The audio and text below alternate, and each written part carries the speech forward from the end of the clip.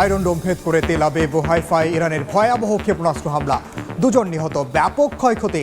Israel ও মার্কিন আগ্রাসনে আইআরজিসির গোয়েন্দা প্রধান সহ নিহত 34। লেবাননেও বর্বর হামলা।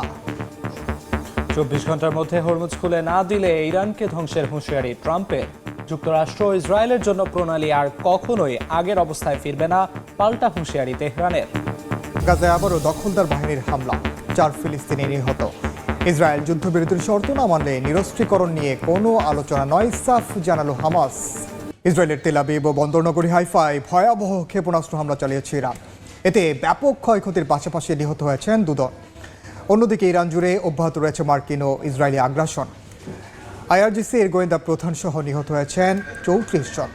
হরমুজ প্রণালী পুরোপুরি খুলে দিতে ইরানকে মঙ্গলবার পর্যন্ত সময় বেঁধে দিয়ে কড়া হুমকি দিয়েছেন ট্রাম্প।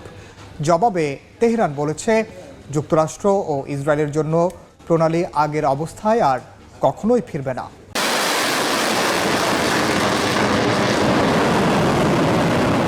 ইরানের মুহুর্মুহু ক্ষেপণাস্ত্রের আঘাতে তছনছ ইসরায়েলের উত্তরাঞ্চলীয় শহর হাইফা। আকাশ প্রতিরক্ষা ব্যবস্থা ভেদ করে রাতভর শহরের 10টির বেশি স্থানে আঘাত হানে ব্যালিস্টিক মিসাইল।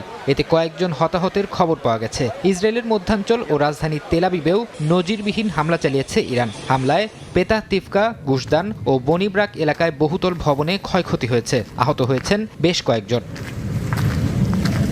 যুক্তরাষ্ট্র ও ইসরায়েলি আগ্রাসনের জবাবে মধ্যপ্রাচ্যের বিভিন্ন স্থানে হামলা অব্যাহত রেখেছে আইআরজিসি। সংযুক্ত আরব আমিরাত, কুয়েতে ড্রোন হামলার খবর পাওয়া গেছে। সম্ভাব্য হামলার আশঙ্কায় স্থানীয়দের নিরাপদে থাকার নির্দেশ দিয়েছে স্থানীয় প্রশাসন। তেহরানের পাল্টা আঘাতের মধ্যেও ইরানে আগ্রাসন অব্যাহত রেখেছে যুক্তরাষ্ট্র ইসরায়েল। রাজধানী তেহরানের কয়েকটি স্থানে বোমার আঘাতে ব্যাপক ক্ষয়ক্ষতি হয়েছে। হামলায় আইআরজিসির গোয়েন্দা প্রধান সহ কয়েকজন নিহতের খবর পাওয়া গেছে। সংবাদ মাধ্যম মেহের নিউজ জানিয়েছে, মার্কিন ও নেতানিয়াহু বাহিনীর অভিযানে মসজিদ সহ 50টির বেশি ভবন মারাত্মকভাবে ক্ষতিগ্রস্ত হয়েছে। ইরানের পাশাপাশি লেবাননেও চলছে ইসরায়েলি বর্বরতা, এতে কয়েকজন নিহত হয়েছেন। এদিকে হরমুজ প্রণালী পুরোপুরি খুলে দিতে ইরানকে সময়সীমা বেঁধে দিয়েছেন মার্কিন প্রেসিডেন্ট ডোনাল্ড ট্রাম্প। তিনি বলেন, মঙ্গলবার স্থানীয় সময় রাত 8টার মধ্যে ইরানকে হরমুজ প্রণালী উন্মুক্ত করতে হবে। ইরানের বিদ্যুৎ কেন্দ্র এবং সেতু সহ সব গুরুত্বপূর্ণ অবকাঠামো গুড়িয়ে দেওয়ার হুমকি দেন ট্রাম্প। ট্রাম্পের এই হুমকির কড়া জবাব দিয়েছে ইরান। ইসলামী বিপ্লবী গার্ড বাহিনী আইআরজিসি সাফ জানিয়েছে, যুক্তরাষ্ট্র ও ইসরায়েলের জন্য হরমুজ প্রণালী আগের অবস্থায় আর কখনোই ফিরবে না। বিধ্বস্ত যুদ্ধ বিমানের পাইলটকে উদ্ধারে চালানো অভিযানেও মার্কিন সেনারা কার্যত পরাজিত হয়েছে বলেও দাবি আইআরজিসির। ট্রাম্প নিজেই যুদ্ধ শুরু করেছিলেন। মার্কিন সেনাবাহিনীর অদক্ষ ও কাপুরুষ জেনারেলরা উপলব্ধি করেছেন কোনো আগ্রাসন, স্থল অভিযান ইরানে সম্ভব না। চরম ও লজ্জাজনক পরাজয়ের মুখোমুখি হবে তারা। এমন পরিস্থিতিতে যুক্তরাষ্ট্র, ইরান ও আঞ্চলিক মধ্যস্থতাকারী দেশগুলো 45 দিনের সম্ভাব্য যুদ্ধবিরতির শর্তাবলী নিয়ে আলোচনা করছে বলে জানিয়েছে সংবাদ মাধ্যম এক্সিওস। ইস্পাহানের আকাশে মার্কিন দম্ভের পতন। নিখোঁজ ক্রু উদ্ধারের অভিযানে নেমে ইরানের আকাশ প্রতিরক্ষা ব্যবস্থার জালে আটকা পড়ল যুক্তরাষ্ট্রের C-130 পরিবহন বিমান ও 2টি আধুনিক ব্ল্যাক হক হেলিকপ্টার। তেহরানের এই দাবি মধ্যপ্রাচ্যের আকাশ সীমায় ওয়াশিংটনের শ্রেষ্ঠত্বকে বড় ধরনের চ্যালেঞ্জের মুখে ঠেলে দিয়েছে। পারমাণবিক স্থাপনা শহর ইস্পাহানে এখন কেবলই ধ্বংসস্তূপ আর তেহরানের বিজয়ের উল্লাস। ইরানের দক্ষিণাঞ্চলীয় প্রদেশ ইস্পাহানের আকাশে মার্কিন সামরিক শক্তিতে বড় ধরনের আঘাত হানার দাবি করেছে তেহরান। নিখোঁজ ক্রুকে উদ্ধারে মার্কিন বাহিনী একটি বেপরোয়া অভিযান চালাতে গেলে ইরানের আকাশ প্রতিরক্ষা ব্যবস্থার কবলে পড়ে তারা। তেহরানের দাবি অনুযায়ী একটি C-130 পরিবহন বিমান এবং 2টি অত্যাধুনিক ব্ল্যাক হক হেলিকপ্টার ভূপাতিত করা হয়েছে। দেশের রাষ্ট্রীয় টেলিভিশনে ইতোমধ্যে ধ্বংসপ্রাপ্ত বিমান ও হেলিকপ্টারের ভিডিও প্রকাশ করে নিজেদের সামরিক সক্ষমতার জানান দিচ্ছে ইরান। ইরানি পার্লামেন্টের স্পিকার সামাজিক যোগাযোগ মাধ্যম এক্সে বিধ্বস্ত যানের ছবি প্রকাশ করে ওই ঘটনাকে বড় বিজয় হিসেবে অভিহিত করেছেন। সামরিক সদর দপ্তর খাতাম আল আম্বিয়ার বিবৃতিতে বলা হয়েছে, শত্রুপক্ষের শত্রুতামূলক অভিযান নস্যাৎ করতেই তাদের এই পাল্টা হামলা। যুক্তরাষ্ট্রের দীর্ঘদিনের দাবি ছিল ইরানের প্রতিরক্ষা ব্যবস্থা অত্যন্ত দুর্বল, কিন্তু একের পর এক মার্কিন বিমান ধ্বংসের এই ঘটনা সেই দাবিকে রীতিমতো ধূলিসাৎ করে দিয়েছে। এই ঘটনার পর ওয়াশিংটন ও তেহরানের মধ্যকার উত্তেজনা এখন চরমে পৌঁছেছে। মার্কিন প্রেসিডেন্ট ডোনাল্ড ট্রাম্প ইতোমধ্যে হুঁশিয়ারি দিয়েছেন যে আগামী কয়েক ঘন্টার মধ্যেই ইরানের গুরুত্বপূর্ণ অবকাঠামোগুলোতে বড় ধরনের হামলা চালানো হতে পারে। ইসরায়েল ও যুক্তরাষ্ট্রের যৌথ আক্রমণের পর পুরো অঞ্চল এখন এক ভয়াবহ যুদ্ধের দ্বারপ্রান্তে দাঁড়িয়ে। নিখোঁজ ক্রু উদ্ধারের করুণ পরিণতি এখন মার্কিন বাহিনীর জন্য এক বড় অস্বস্তি, আর ইরানের জন্য শক্তির নতুন মহড়া। পাশ্চাত্যের একের পর এক হুমকি আর ট্রাম্পের বেঁধে দেওয়া সময়সীমাকে বৃদ্ধাঙ্গুলি দেখিয়ে এখনও অটল অবস্থানে তেহরান। সাঁজোয়া যান ধ্বংসের বিলবোর্ড আর পারস্য উপসাগরকে শত্রুর বদ্ধভূমি বানানোর ঘোষণা ইরান জুড়ে। সাধারণ নাগরিকদের কণ্ঠে আজ শুধুই আত্মমর্যাদা আর প্রতিরোধের গান। আধুনিক সমরাস্ত্র আর অদম্য সাহসে ইরান বুঝিয়ে দিচ্ছে কোনো বিদেশি শক্তির রক্তচক্ষুর কাছে মাথা নত করার দেশ এটি নয়।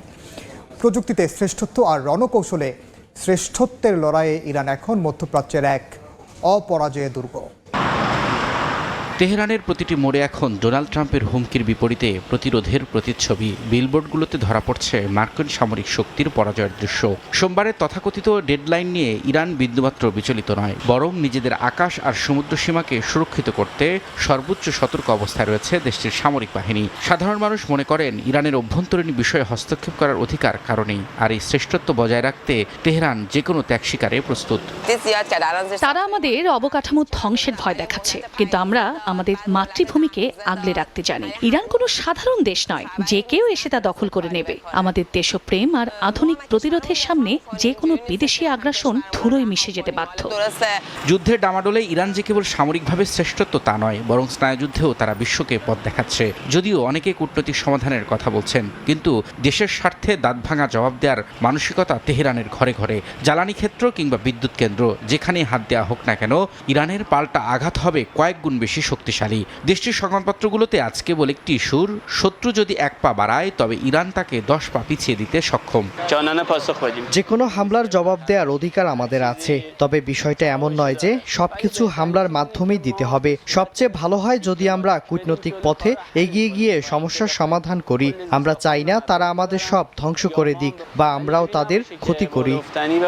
ইসরায়েল আর যুক্তরাষ্ট্রের যৌথ হুমকির মুখে ইরান সাফ জানিয়ে দিয়েছে পারস্য উপসাগর তাদের নিজস্ব শিকার ভূমি। হরমুজ প্রণালী বন্ধের হুঁশিয়ারি আর ড্রোন মিসাইল প্রযুক্তিতে শ্রেষ্ঠত্বের প্রমাণ দিতে তেহরান এক মুহূর্ত ভাববে না। পাকিস্তানের মধ্যস্থতার প্রস্তাব টেবিলে থাকলেও ইরান তার শক্তির জায়গা থেকে এক চুলও নড়ছে না। তেহরানের আকাশ এখন যুদ্ধের মেঘে ঢাকা থাকলেও মানুষের হৃদয়ে কেবল নিজেদের শ্রেষ্ঠত্ব আর স্বাধীনতার জয়গান। ইয়েমেন থেকে ধেয়ে যাওয়া ক্ষেপণাস্ত্র আর ড্রোনের গর্জনে আবারও কেঁপে উঠল ইসরায়েল। এবার হাউথি বিদ্রোহীদের নিশানায় তেল আবিবের প্রাণকেন্দ্র বেন গুরিয়ন আন্তর্জাতিক বিমানবন্দর। হামলার খবরের মাঝেই রহস্যময় এক প্যাকেজ থেকে ধোঁয়া বের হতে দেখে ছড়িয়ে পড়ে রাসায়নিক আতঙ্ক। মুহূর্তেই জনশূন্য করে ফেলা হয় গোটা বিমানবন্দর এলাকা। ইসরায়েলের অন্যতম প্রধান প্রবেশদ্বার বেন গুরিয়ন আন্তর্জাতিক বিমানবন্দরে হানা দিয়েছে ইয়েমেনের সশস্ত্র গোষ্ঠী হাউথি। গোষ্ঠীটির সামরিক মুখপাত্র জানান, ক্লাস্টার বা গুচ্ছ ক্ষেপণাস্ত্র এবং ড্রোনের সমন্বয়ে এই হামলা চালানো হয়েছে। জাভা এলাকায় অবস্থিত এই গুরুত্বপূর্ণ স্থাপনায় হাউথি বিদ্রোহীর এমন সাঁড়াশি অভিযানে নিরাপত্তা শঙ্কায় পড়েছে নেতানিয়াহু প্রশাসন। হামলার খবরের মধ্যেই বিমানবন্দরে একটি সন্দেহজনক প্যাকেজকে কেন্দ্র করে তৈরি হয় চরম নাটকীয়তা। ইসরায়েলি সংবাদ মাধ্যম ওয়ানেট নিউজ জানিয়েছে, হঠাৎ করেই একটি পরিত্যক্ত প্যাকেজ থেকে ধোঁয়া বের হতে দেখেন কর্মীরা। এরপরই অগ্নি নির্বাপক ও উদ্ধারকারী দল দ্রুত ঘটনাস্থলে পৌঁছায়। রাসায়নিক হামলার আশঙ্কায় বিমানবন্দরে দায়িত্বরত সব কর্মীকে নিরাপদ দূরত্বে সরিয়ে নেওয়া হয়। বর্তমানে পুরো বিমানবন্দর এলাকা জুড়ে চলছে কড়া পর্যবেক্ষণ। ওই প্যাকেজের ভেতরে কোনো প্রাণঘাতী রাসায়নিক পদার্থ আছে কিনা তা পরীক্ষা করে দেখছেন বিশেষজ্ঞরা। হাউথি বিদ্রোহীর মুহুর্মুহু ক্ষেপণাস্ত্র হামলা আর বিষাক্ত ধোঁয়া সব মিলিয়ে এখন এক চরম অস্থিরতা বিরাজ করছে ইসরায়েলের প্রাণকেন্দ্রে। ইয়েমেনি যোদ্ধাদের দাবি আর রাসায়নিক আতঙ্ক দুই মিলে বেন গুরিয়ন এখন যেন এক আতঙ্কের জনপদ। গাজায় ইসরায়েলি হামলায় 4 ফিলিস্তিনি নিহত হয়েছেন, আহত হয়েছেন বেশ কয়েকজন। এদিকে ইসরায়েল প্রথম ধাপের যুদ্ধবিরতির শর্ত পূরণ না করলে মার্কিন প্রেসিডেন্টের প্রস্তাবিত নিরস্ত্রীকরণ নিয়ে কোনো আলোচনা হবে না বলে সাফ জানিয়েছে হামাস। গাজায় থামছেই না নেতানিয়াহু বাহিনীর আগ্রাসন। স্থানীয় সময় রোববার উপত্যকাটির জাফা স্ট্রিট এলাকায় হামলা চালায় ইসরায়েলি সেনারা। হতাহত হন কয়েকজন ফিলিস্তিনি। গেল সপ্তাহে যুদ্ধবিরতি নিয়ে কায়রোতে মিশর, কাতার ও তুরস্কের মধ্যস্থতাকারীদের সঙ্গে বৈঠক করে হামাস প্রতিনিধি দল। তবে যুক্তরাষ্ট্রের প্রেসিডেন্ট ডোনাল্ড ট্রাম্পের প্রস্তাবিত পরিকল্পনায় নিরস্ত্রীকরণ বড় বাধা হয়ে দাঁড়িয়েছে।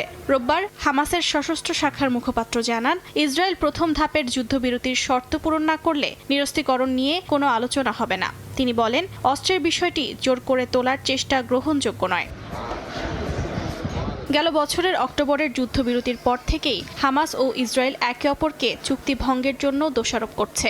গাজার স্বাস্থ্য মন্ত্রণালয়ের তথ্য অনুযায়ী যুদ্ধবিরতির পর থেকে ইসরায়েলি হামলায় অন্তত 700 মানুষ নিহত হয়েছেন। অন্যদিকে ইসরায়েল বলছে একই সময়ে তাদের 4 সেনা নিহত হয়েছেন। 2023 সালের 7 অক্টোবর হামাসের হামলায় ইসরায়েলে প্রায় 1200 মানুষ নিহত হন। এরপর শুরু হওয়া ইসরায়েলের সামরিক অভিযানে গাজায় 72,000-এর বেশি ফিলিস্তিনি নিহত হয়েছেন বলে জানায় স্থানীয় কর্তৃপক্ষ। দীর্ঘ এই সংঘাতে দুর্ভিক্ষ, ধ্বংস আর বাস্তুচ্যুত হওয়ার ঘটনা গাজাকে মানবিক সংকটে ফেলেছে। সীমান্তের কাঁটাতার কি আর রুখতে পারে আবেগের স্রোত? যুদ্ধের ক্ষতবিক্ষত ইরানের আর্তনাদ প্রতিধ্বনি তুলছে লাদাখের পাহাড়ি জনপদে। এক পিস ডিমের দাম যেখানে আকাশচুম্বী, সেখানে সাধারণ মানুষের ভালোবাসার নিলাম যেন ভালোবাসার এক অনন্য নজির। ভারতের লেহতে এখন শুধুই সংহতির সুর, যেখানে সামান্য সামগ্রীর নিলামে উঠছে হাজারো ডলার। লেহের কনকনে ঠান্ডাতেও আজ মানুষের হৃদয়ে দ্রোহ আর সহমর্মিতার উত্তাপ। মধ্যপ্রাচ্যের রণক্ষেত্রে যখন ইসরায়েল ও যুক্তরাষ্ট্রের হামলায় রক্ত ঝরছে সাধারণ ইরানিদের, তখন সুদূর লাদাখে চলছে এক মানবিক লড়াই। স্থানীয় বাসিন্দারা স্বর্ণালঙ্কার থেকে শুরু করে নিত্য প্রয়োজনীয় পণ্য সবই উৎসর্গ করছেন ইরানের দুর্গতদের সহায়তায়। নিলামের আসরে একটি সাধারণ ডিমের দাম উঠেছে $270। অবিশ্বাস্য মনে হলেও আবেগের কাছে মুদ্রার মান এখানে তুচ্ছ। ডিম আর মুরগি হাতে নিয়ে গ্রামবাসীরা যখন নিলাম তুলছে, তখন সেটি কেবল বাণিজ্য নয়, বরং একাত্মতার এক বলিষ্ঠ বার্তা। যুদ্ধের এই কঠিন সময়ে সামান্য সামর্থ্য নিয়েই তারা দাঁড়িয়েছেন বিপর্যস্ত প্রতিবেশীর পাশে। এই একটি ডিমের মাধ্যমে আমরা বিশ্বকে বার্তা দিতে চাই যে মানুষ ত্যাগের জন্য কতটা প্রস্তুত। এই ডিমের দাম এখন $270 ছাড়িয়েছে, কারণ এর পেছনে ভালোবাসা জড়িয়ে আছে। যদি ডাক আসে, তবে শুধু এই সামান্য জিনিস নয়, আমরা আমাদের জীবন উৎসর্গ করতেও দ্বিধা করব না। সংহতির এই মিছিলে উঠে আসছে বিপ্লবের ডাক ও ত্যাগের শপথ। স্লোগানে মুখরিত চারপাশ যেন জানান দিচ্ছে, মানবিকতার কোনো ভৌগোলিক সীমানার বন্দী থাকে না। কেবল অর্থ নয়, বরং নিজের শ্রেষ্ঠ সম্পদ দিয়েও এই ত্রাণ তহবিলে যোগ দিচ্ছেন লাদাখবাসী। ইস্টার সানডেতে লেবাননে দক্ষিণাঞ্চলে ইসরায়েলি বিমান হামলায় শিশু সহ 11 জন নিহত হয়েছেন, আহত হয়েছেন অন্তত 39 জন। লেবাননের স্বাস্থ্য মন্ত্রণালয় জানায়, স্থানীয় সময় রোববার একটি গ্রামে হামলা চালায় ইসরায়েলের সেনারা। এতে বেশ কয়েকজন নিহত হন। পরে রাজধানী বৈরুতের একটি গ্রামে আক্রমণ চালালে সেখানেও হতাহত হন অনেকে। এদিকে সমুদ্র উপকূলে একটি ইসরায়েলি যুদ্ধজাহাজ লক্ষ্য করে ক্রুজ ক্ষেপণাস্ত্র ছোড়ার দাবি করেছে লেবাননের সশস্ত্র গোষ্ঠী হিজবুল্লাহ, যদিও ইসরায়েলি বাহিনীর হামলার কথা অস্বীকার করেছে।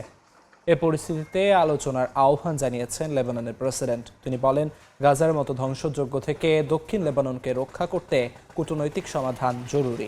ইরানের জ্বালানি ও পরিবহন স্থাপনায় বড় ধরনের হামলার হুমকি দিয়েছেন মার্কিন প্রেসিডেন্ট ডোনাল্ড ট্রাম্প। ট্রুথ সোশ্যালে দেয়া এক পোস্টে মঙ্গলবার ইরানে পাওয়ার প্ল্যান্ট ডে এবং ব্রিজ ডে হবে বলে হুঁশিয়ারি দেন তিনি। ট্রাম্পের এই মন্তব্যের কড়া সমালোচনা করেছেন রাজনৈতিক পর্যবেক্ষকরা।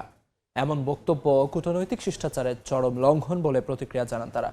যুক্তরাষ্ট্রকে আলটিমেটামের ভাষা পরিহারের আহ্বান জানিয়েছে রাশিয়া।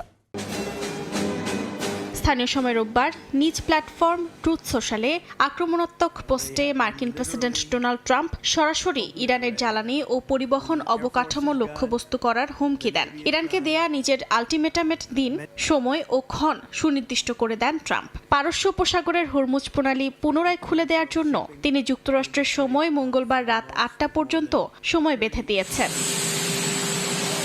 হরমুজ প্রণালী খুলে না দিলে এদিন তেহরানে বড় ধরনের হামলা চালানো হবে বলে হুঁশিয়ারি দিয়েছেন মার্কিন প্রেসিডেন্ট। বলেন, ইরানে পাওয়ার প্ল্যান্ট ডে ও ব্রিজ ডে সব একসঙ্গে ঘটবে। এর আগে ট্রাম্প ইরানকে 48 ঘন্টার সময়সীমা বেঁধে দেন, যা শেষ হওয়ার পথে। এদিকে মার্কিন প্রেসিডেন্টের এ ধরনের মন্তব্যের কড়া সমালোচনা করেছেন রাজনৈতিক পর্যবেক্ষকরা। তাদের মতে এ ধরনের ভাষা ব্যবহার কূটনৈতিক শিষ্টাচারের চরম লঙ্ঘন। যুক্তরাষ্ট্রকে আলটিমেটামের ভাষা পরিহারের আহ্বান জানিয়েছে রাশিয়া। সংঘাত না বাড়িয়ে ওয়াশিংটনের আলোচনার টেবিলে বসা উচিত বলে মন্তব্য করেন রুশ পররাষ্ট্রমন্ত্রী সের্গেই ল্যাভরভ।